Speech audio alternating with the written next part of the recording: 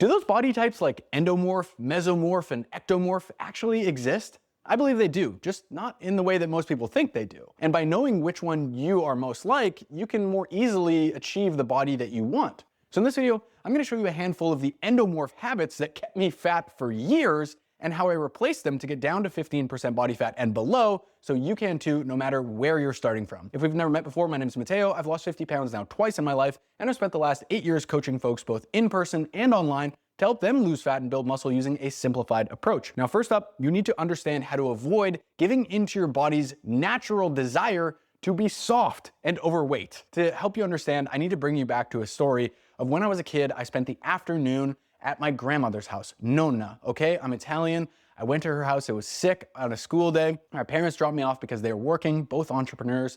So I go to Nonna's house and she makes me lunch, pasta with peas, bacon, and onions. D'Italia pasta, like this. They're like little circles and the pea goes perfectly inside every noodle.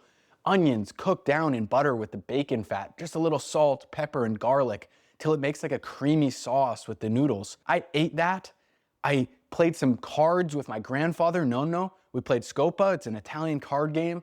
And then I laid on the couch and watched Italian television with them and fell asleep. And I realized in that moment, I am a comfort person. I love delicious food. I love to have the blanket over me and just be warm. And that is my default state, is to crave comfort, tasty food, and just relaxation.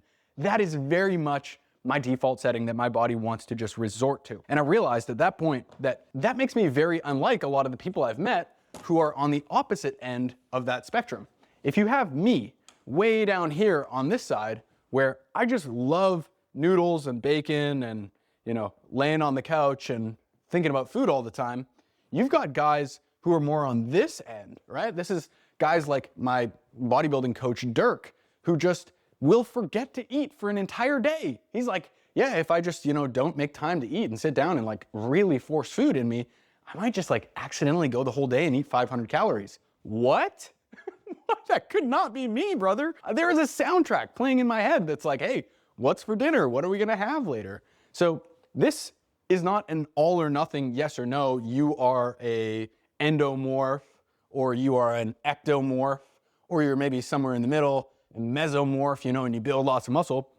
There's a lot of different factors that go into this thing, right? It's a combo of your behaviors, your preferences, your psychology, your upbringing, and your genetics, right? So if you're a person who builds lots of muscle very easily and you have really good favorable muscle insertions, really good favorable fat storage, you're probably gonna be more on the mesomorph side of things. If you're someone who naturally has a very high appetite, a very low drive for exercise and general proclivity for activity throughout the day, well, you're probably gonna be a little bit more on that endomorphic side. Ectomorphic side, the opposite, right? You have high activity levels, high output, low food drive, so you're probably gonna end up being a little bit leaner and so on. And a lot of these factors, like I said, are both ingrained within how your brain is wired and how you're born, and also how you're raised and how we're taught to think about food and how we're brought up. So let's talk a little bit more about my endomorphic fat boy behaviors and how I replace them to get a leaner physique and not only lose these 50 pounds a couple times, but now keep it off and maintain this kind of ab lean physique that I've had for a handful of years now. I wrote these all down because I think they fall into 1, 2, 3, 4, 5 main categories. Category 1 being eating for comfort. And just a couple of examples here for you. This is where, man, it's so embarrassing for me to admit this to you on these videos because I'm a fitness pro and, I help folks get in shape for a living in our one-on-one coaching program, transforming their bodies, losing fat, building muscle. By the way, you can apply using the link in the description box. But the reason I think I have a more relatable insight to help a lot of these people is, man, this is me. And a lot of these things I still struggle with and I work through them, but like, I know what this stuff feels like. First one, okay, pantry patrol. This is where I am just like pacing back and forth in the kitchen. I'm looking in the pantry. I'm like, okay, I'll have a couple snacks. I'm just kind of standing there. Like I'll have a little piece of bread looking through the pantry. I go over to the fridge. I open up the fridge. No snacks in there, nothing to eat. I close the fridge. I'm like, oh, okay, I got to make this phone call. I go call the person. I come back to the kitchen. I open the fridge again.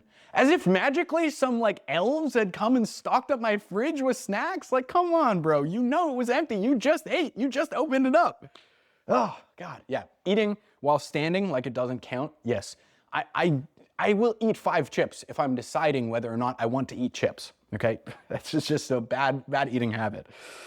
Eating past satisfied because the food is not gone. Man, I'm telling you, if I go to a restaurant and they plate me up some food, 9 times out of 10, maybe 99 times out of 100, I'm gonna finish everything on the plate because that's what they put for me. And I just don't really like to take things home in the doggy bag. I paid for it. Man, it's just, I eat till it's done. Snacking while cooking, I'll have a little bite. You know, if there's gonna be cheese in the pasta, you better believe I'm gonna cut some cheese off and have it myself. Eating dessert because my mouth wants it even though I'm full. You all know this feeling. I'm sure you've had, okay, this time where you're like, I've had the Thanksgiving dinner. I really could not have anything else. I don't want to have anything else. And out comes the pumpkin pie, the apple pie, the crumble with the ice cream. And it's just like this whole other drawer unlocks for you that you can just keep stuffing food in. And then afterwards, and this happened to Jay recently, we went to a family dinner, Thanksgiving, and she had some food and then she was like, wow, I'm stuffed, I can't have anything else. Unbuttoned her belt, unbuttoned the pants, literally went and lay down on the couch. My mom was like, are you okay? And she came back and had dessert and she was like, wow, I ate way too much. I'm physically uncomfortable. I don't feel good anymore. And I've done that too in the past. Treat shopping disguised as grocery shopping. I'll be like, oh, I need to just run out and grab some milk because we're low, or we need some eggs or bread. And I go to the store and I'm like, cookies, crackers, this, that, and the other thing. Like, come on, bro, you were on a mission. And one thing I found that helps a ton, just quick aside on that, is online order. So we order most of our groceries from Costco now. Proteins, produce, everything just comes. I don't have to go and get distracted and whatever. We do dip down to our local grocery store when I need something quick, but generally the majority of our food comes from Costco now. And I found that's not only helped us make better choices on our food front, we also save money on our grocery bill too, which is cool. Screen time paired with snacks. Oh my goodness. This is one especially that I see now with the younger generation where they're having lunch or they're having dinner and they got the phone this close to their face, watching a YouTube video or whatever, playing a phone game, and they're just eating. And then boom, you look up from either watching TV or YouTube on your phone or whatever, and you look down and there's your food, it's just gone. You're like, what? I had this whole plate of food and now it's gone. Eating to cure feelings and not hunger. Whew, let's not go too deep into this one, but geez, man. Have you ever done emotional eating before? If you have, you probably know this weird feeling of like Dr. Jekyll and Mr. Hyde, where it's almost like someone else is just eating and overeating, and you're watching it happen in third person. You don't want to be eating. You're not even eating for flavor. You're just eating. And I've seen videos on social media of people spraying their food with perfume or putting dish soap on their food because that's the only way that they can get themselves to stop eating. If they throw it in the trash, they'll go find it. And a lot of this I find, especially when we get into like problematic eating like that, there's usually some kind of an emotional undercurrent there, stress, grief, anxiety, depression. A lot of those feelings can lead us into overeating. So a few practical kind of takeaways and things that have helped me with this eating for comfort area. Number one, eat without distractions. I find generally when I eat seated at the table without a phone, no work stuff, no emails, no laptop. Yes, I run my own business, so it's basically constant. There's stuff popping off all the time. But I generally like to just ritualize and eat meals as kind of a sacred moment where there's no distraction. Other than the person I'm speaking with, or if I'm having lunch with someone, that's kind of what I'll put my attention on, right? So no distractions. I also like to just find ways to manage my emotions that don't involve food. I can be entertained by a million things. Food is one of them. That's okay. It's not like it should be vilified and it's bad to eat for fun and enjoyment. Totally, we do that. Like Jay and I go out every Thursday, basically we get sushi or a bowl of ramen or something like that. And that's not for fuel. It's not because we need to eat that in order to have good workouts or whatever. We can just as easily eat at home, but it's fun to do, right? So eating for entertainment and enjoyment, it's 100% a way that you can entertain yourself. But it probably shouldn't be the only way, especially when we're talking about during a fat loss push where calories are a little bit more controlled. That's the time of where you're going to want to lean more on those other hobbies and other outlets, right? That's where we're going to want to look at doing things like breath work, journaling, listening to music, taking your dog for an extra walk, throwing the ball for them, watching movies, doing puzzles, other hobbies, anything else, okay? On top of that, tracking food has been a huge breakthrough for me. Just mindful consumption-wise, knowing that I'm going to have to put something into my food logger and actually sit down and track it and write it. I get the food scale out, I have to put a plate down. That to me is way less about restriction and avoidance and more just like, okay, I gotta make choices about what kind of foods I actually do want to eat. Because losing fat, getting lean, maintaining leanness, you have to eat food. You can't just starve yourself to get there. And in any case, during the long run, for the rest of your life, you're gonna have to make good food choices. So tracking your food, it encourages a more conscious awareness around food choices, how much you're eating and of what types.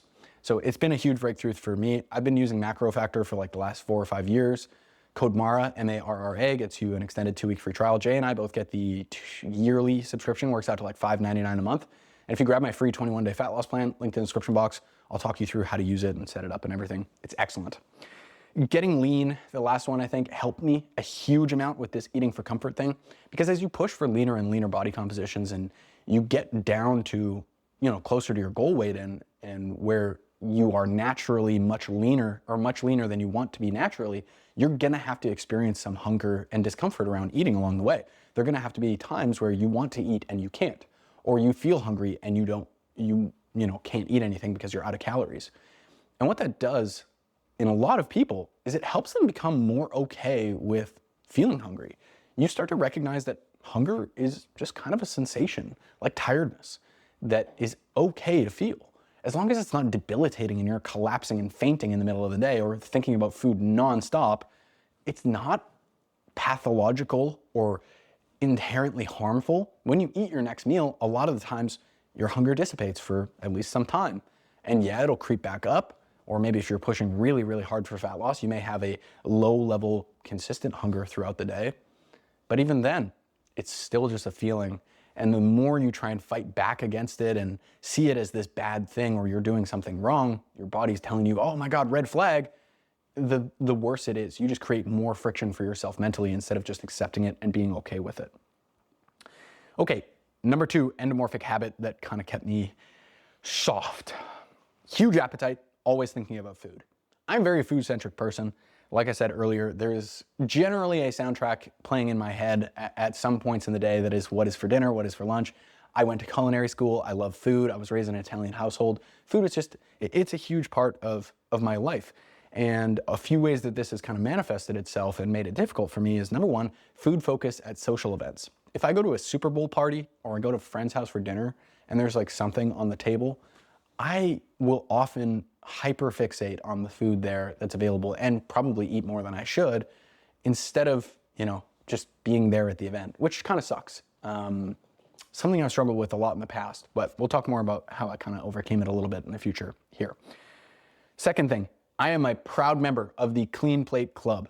Again, a little bit of nature, a little bit of nurture here with we weren't allowed to leave the table until we cleaned our plate, right? Both my parents, entrepreneurs, my dad, immigrant parent, both my parents didn't really have much money when we were growing up. So that, it creates a little bit of a mindset around scarcity. So, I'm cleaning my plate and eating everything on there. Third would be preemptive eating before going out. If we're like, okay, we're going to go do this thing, we're going to go to the museum, we're going to go do whatever, I will just instinctively shove a bunch of food in my face before we leave the house so I don't have to buy anything while we're out, which inevitably I end up getting some kind of snack or whatever there too, and double dipping on eating more food that day.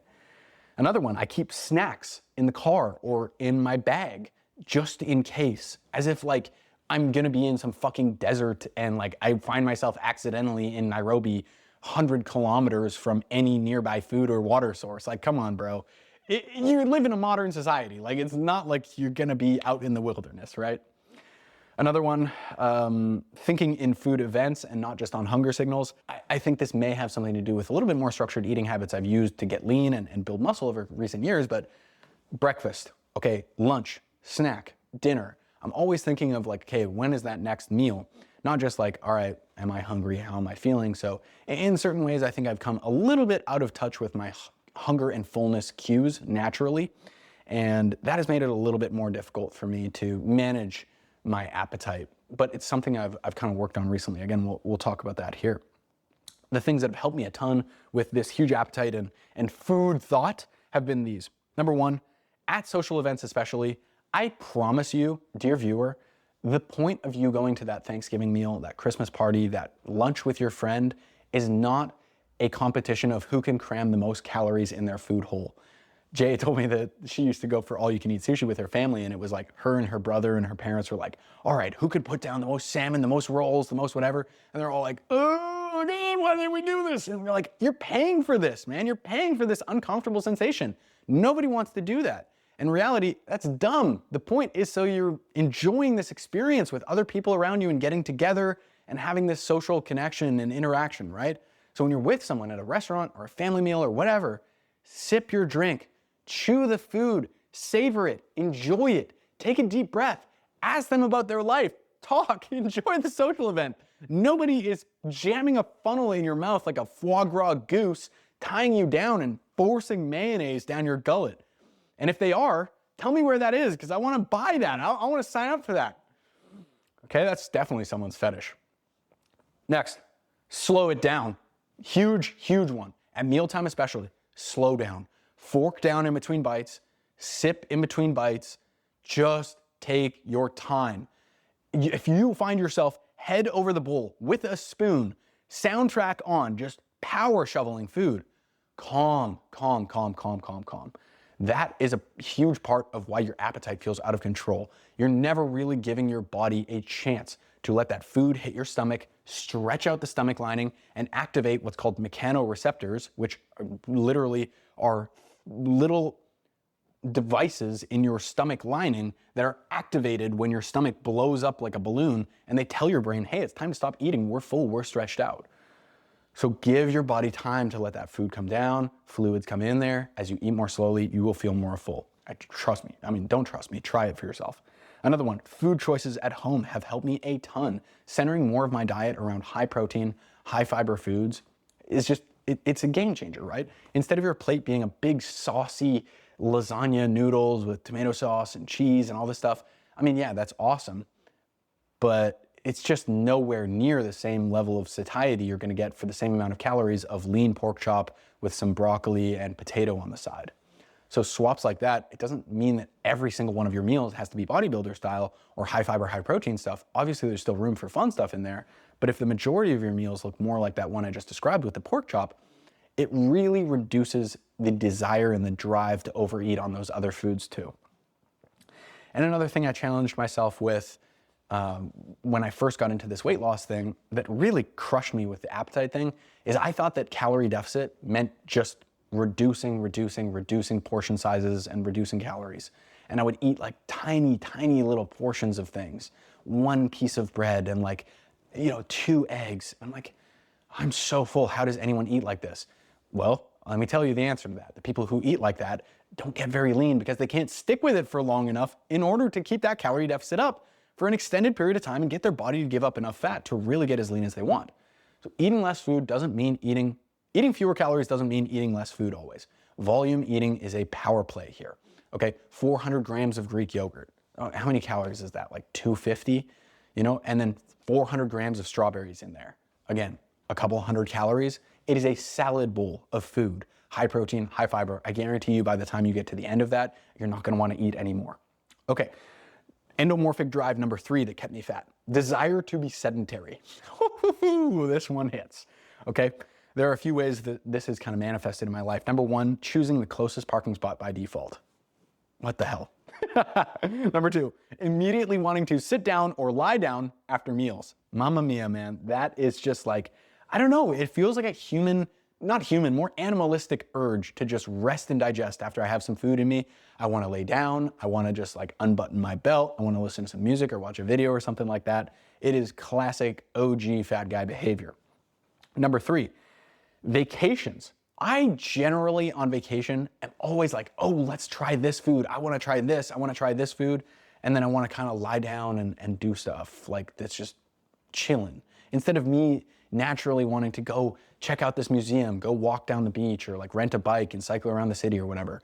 I think generally have a desire to do things that are a little bit more chill.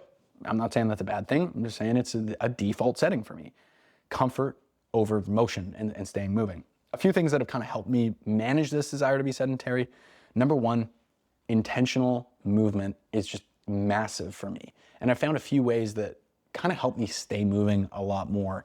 Number 1 is right in that post-meal period, especially post-dinner and post-lunch. What I like to do is just go throw my shoes on, brisk 5-minute walk away from the house, turn around, come home. 10-minute walk, brain break. just gets the digestion going. It prevents a lot of that kind of sleepy, sluggish post-meal brain fog that you get. And yeah, I mean, you do that twice a day. That could easily be 2,500 extra steps in a time that you would have otherwise spent just scrolling on your phone or throwing away in a transitional time period where you're obviously not being productive in between meals anyways. So that 10-minute brain break has been huge. Even if it's just like, I finished a task or a project mid-morning and I'm like, okay, before I start this next task, quickly just blast my shoes on, out the front door and back home. Another one that's helped a ton, Step Tracker Watch. Oh my goodness. This one has finally died on me. It is a Chinese knockoff one I paid $16 for, and it served me well. It's done a great job, and I've probably put 1 million steps on this thing just because it keeps me a little more conscious about what's going on. I see on my watch, oh yeah, boom, there it is. There's my steps for the day. I'm only at 2,700. Whoop, better get moving later, right? Better get a 10-minute walk in, better do something. So I'm gonna upgrade this bad boy. Black Friday's coming up. Samsung, I'm getting a watch, I think. They said I get this as part of a deal, so cool, I might get that. We'll see how it goes. Yeah, the step tracker thing has been huge. Also, like, I have a coach, as you know, maybe you've seen some of my videos. I have a personal trainer. I know all this stuff about fitness and nutrition stuff, but I thrive when there's that added accountability, there's that structure, there's that plan, there's those boxes for me to tick. And I submit a weekly check-in to him each week, and I'm like, yo, these were my average steps for the week. So having that too has been really, really big for that.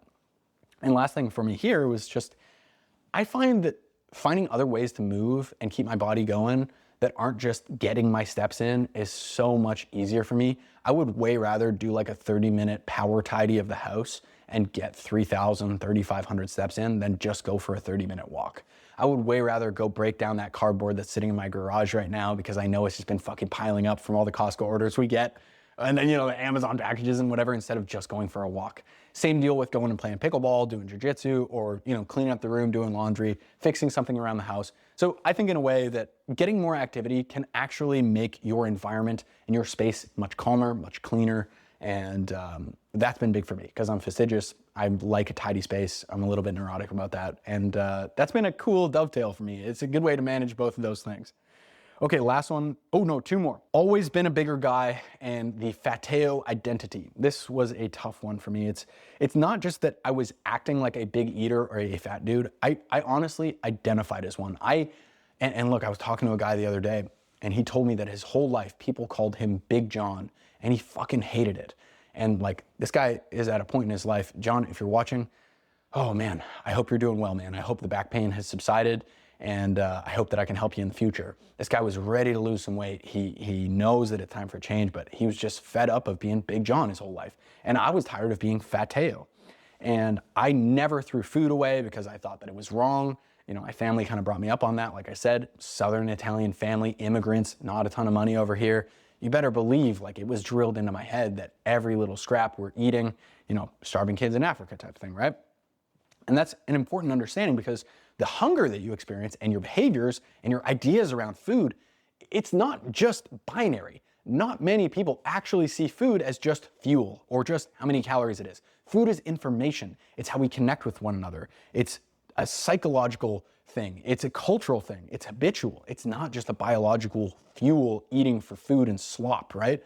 The way we interact with food is so multifaceted. And if you have identities around how you feel about food or how you interact with it and who you are and how you act, that's going to hugely influence that. And as a little takeaway practical thing, I want to tell you a quick story here. In 2008, 2010, the British professional cycling team called Team Sky was considered average at best. This is from Tour de France. In 110 years or something like that, British riders hadn't won the Tour de France. And so they were kind of like, middle of the pack, not great, right? So they hired this guy, this performance director named Sir Dave Brailsford. And what he did is he came in and he helped them make some changes, a few marginal changes to their process and their training plans to help them improve.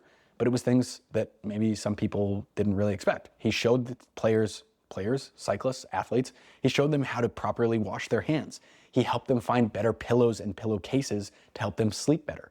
They worked on using different massage gels during therapy, different material in fabrics for their shorts. 3 years later, they win the Tour de France. And then again, the year after. And then they dominated for a decade straight after that. And yeah, there's all this other fancy shit, like, yeah, they got some extra budget and, you know, the infrastructure was there and all that, but the point of the story remains the same. So many of these things that Team Sky thought were out of their control, and the reason they were losing, you know, like, oh, I got one of these, our athletes got chafed and he had to drop out early, or this guy got sick, he had pneumonia, you know, 6 weeks out from the race and that impacted our training, or like this guy got a cramp or whatever. They were like, ah, fuck, you know, woe is me, all these bad things are happening to us that are the reason why we're losing these races. This guy came in and was like, hold on a sec. Our locus of control, the things that we can actually influence in a positive way, is so much larger than we think. So let's start working on those things and making incremental progress that improves them slightly over time. And all those tiny little 1% improvements added up to a huge outcome. So much more of what you are experiencing, all the difficulties, the struggles you're experiencing around overeating, being overweight, having more fat than you want, being unhappy with how you act around food in your body, so much more of that is under your control than you really think. And through this process of getting better at these things, you will start to see that and you'll start to explore new avenues and new ways of behaving that are more in line with the type of person you want to be. So I think a good question to ask yourself is, okay, the future, fitter, healthier, leaner version of me, how would they act? What would they do? And how can I act more in line with that to help change not only your behaviors or whatever around food, but change your identity a little bit, right? Does this guy go for walks more on, you know, if the sushi restaurant says we have to wait 15 minutes for our table? I literally overheard this the other day at Thursday. We went for ramen. Lady turns to her overweight husband. Hey, do you want to just go for a walk while we're waiting? No, you take the kids. I'll hang out here and make sure we're waiting for our table. What? Bro, go for a walk with your family. You have a limited amount of time on this earth, especially limited if you're carrying that much body weight. So, you know, those little identities, and if you have a mantra or a motto in your head of how you act and how you behave and where your comfort zone is, you're always gonna be fighting to jam a square peg into a round hole when it comes to exercise and eating healthy. Versus if this is just who you are, that becomes something much easier to do and more of a flow, right? So once per day, I recommend just reminding yourself, okay, this is who I want to be. How would I act if this is me acting in accordance with who I want to be? What would future you do? A great place, I think, to start is just hunger and fullness. Just ask yourself while you're eating or before you're eating, any time of day, okay, where am I at here hunger-wise on a scale of 1 to 10? 10 being I'm so stuffed I could barely move. It's post-Thanksgiving dinner. I might just want to throw up because that might feel better. And 1 being if I don't eat something soon, I'm going to gnaw my own arm off or try and kill someone. And I think coming more in tune with how you feel hunger-wise and getting back in tune with those appetite and fullness cues, it can help a lot with the food stuff. And yeah, obviously, open-ended question, how would you act to be in line with that future fitter version of yourself? And then just free flow with it from there, viewer. Enjoy, let all the creative ideas come to you, whatever that means. Like we have one dude we work with who's losing a bunch of fat. Cassius, if you're watching this, dude, what's up? He's a one-on-one coaching client. He's working with Jay. He's down a ton of fat. He does swing dancing 2 or 3 nights a week. Loves it. Goes and swings for like 2-3 hours and is just like cooking, right? Like that's epic. That's awesome. There's nothing that I can tell you in this video that will hit as hard as swing dancing does for Cassius. There's something for you, whether it's hunting or, you know, tidying up the house like I do, or getting into some other active hobby that you enjoy. There is something out there that is just gonna click for you, that fits really well with the type of person you wanna be, that also helps support this active, healthy idea and identity of a person. So find those things wherever you can. Okay, last one I wanna talk about is basically, have you ever seen a pug or a dog that's really lazy, that really only responds to commands when you're like waving the treat, like the juicy little chicken, you know, tender bacon strip or whatever? Then he's like, oh yeah, for sure, I know how to sit. I know how to lay down. I'll roll over right away. But any other time he's like, oh, you want me to go bed? Yeah, maybe later. Doesn't care, right? Versus the other type of dog that's what I call crackhead energy. Their eyes are like this, a border collie, Belgian Malinois. Our neighbor down the street here owns a Belgian Shepherd that's just like absolute thunderbolt, switched on, complete crackhead energy. And he's holding the tennis ball and the dog will run in circles, do the slalom in his backyard, go over the teeter-totter, like do a lap around the yard and then come and lay down and roll over and sit, just so the guy will throw the ball so it can go to work and do stuff. Like that is a very different type of dog, right?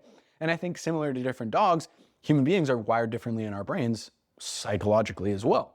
And I think I am closer to that pug or that lazy dog or whatever, where I'm really driven by comfort and treats and novelty and enjoyment instead of, earned reward systems and structure. At least naturally, that's kind of my natural proclivity.